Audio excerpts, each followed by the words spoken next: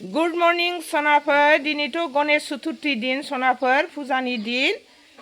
नोंथांमोनहाथ' बयबो मिथिखायोनो दिनैनि दिनाव जोंहा न' बां साफा खालामनानै लिरस्रां लिरस्रि न'आव फुजा होनानै गासिबो बायह्रायाव हैजोबगोन सनाफोर जाय आंनि ब्लगखौ नायनो मोजां मोनगिरि बेथ' नायखायोनो जाहैबाय सनाफोर एखिफोर सोरबाफोर गोदानाव आंनि ब्लगखौ नायोब्ला बेबो अननानै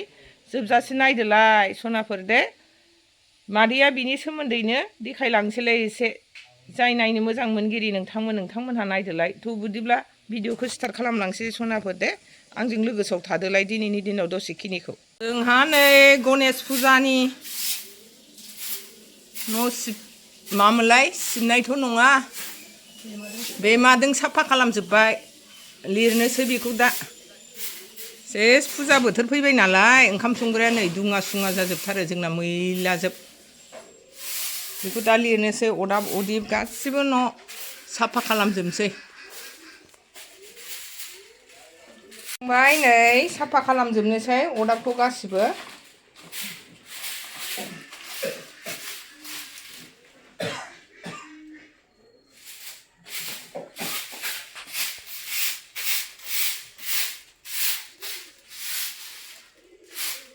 गासिबो साफा खालामनानै लिरनोसै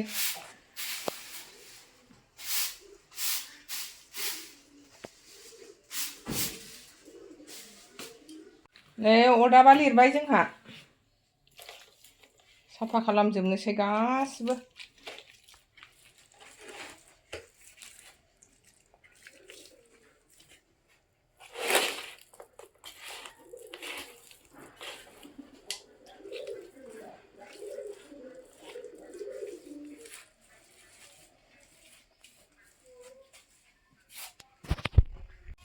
बिबार खानोसै नै जोंहालाय फुजानि सनाफोर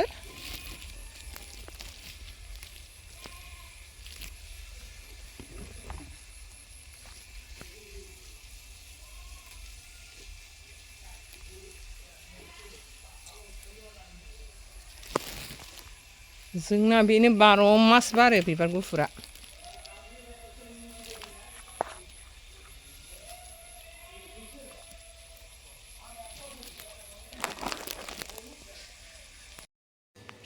सनाफोर नै गणेश बाबानि प्रसाद हानोसै आंहा दिनै न'आव प्रसाद होनो नागिरदों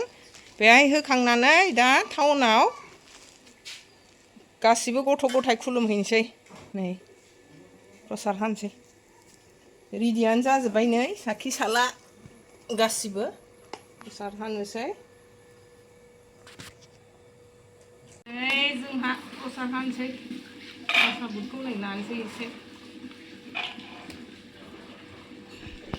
मालभग थालिर दिनोसै मालभग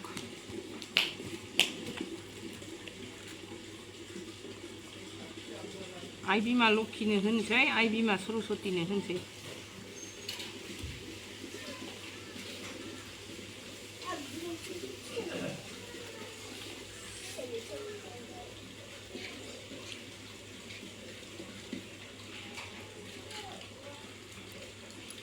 नैबे लाइजौआव बावगोन सनाफोर नैबेहाय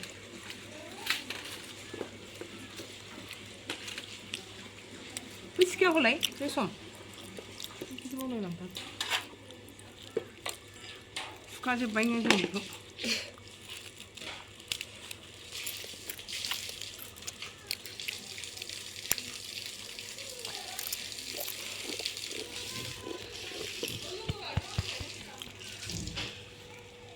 मा सुबाय माबाहाय नालेंखर थाइसे दानजागौमोनदां हा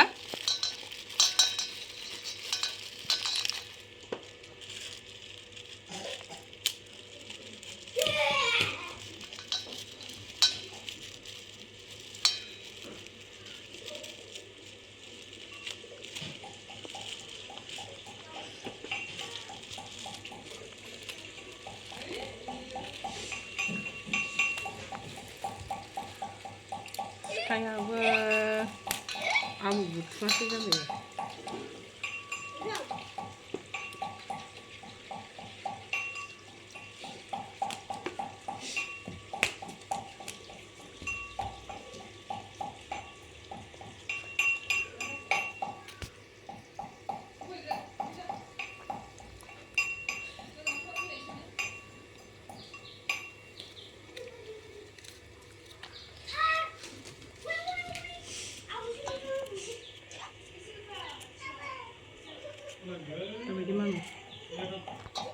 जोंहा बावहैनोसै गावबा गाव जायगायाव लांनानै बिमा लक्षियाव लांसै नैबेखौ इसिं खनायाव आइ बिमा लक्षि गजागुरिनो आफा गणेशनि नामै गाय दुधालि गाइखेर होबाय नै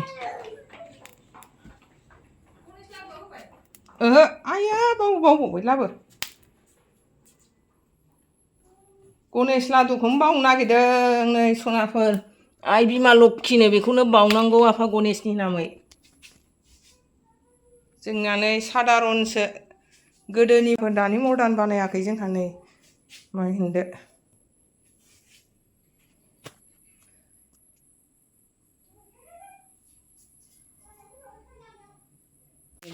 औ नै गणेश लादुखौ दे सनाफोर दासो होफिननाय जाबाय सिफ्रुनानैबो होनोसै थरसे आफा गणेश बाबानि नामै बिमा लक्षियाव इसिं खनायाव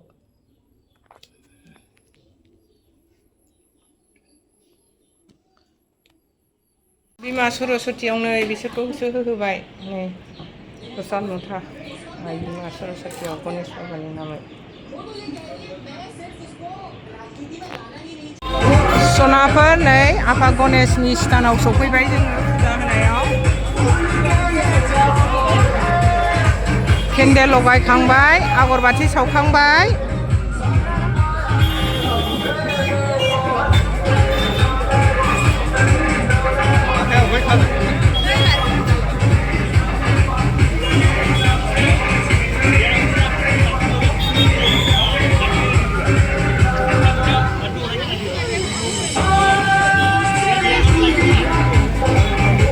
मेरलाथार मानसिया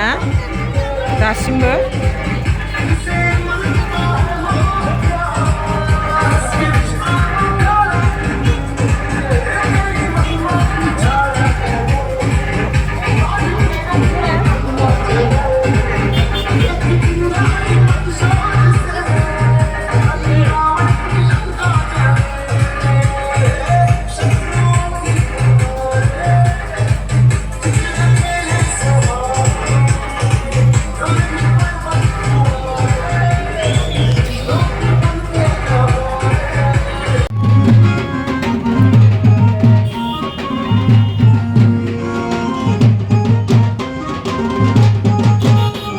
होबाय जोङो आफा गणेशनि नामै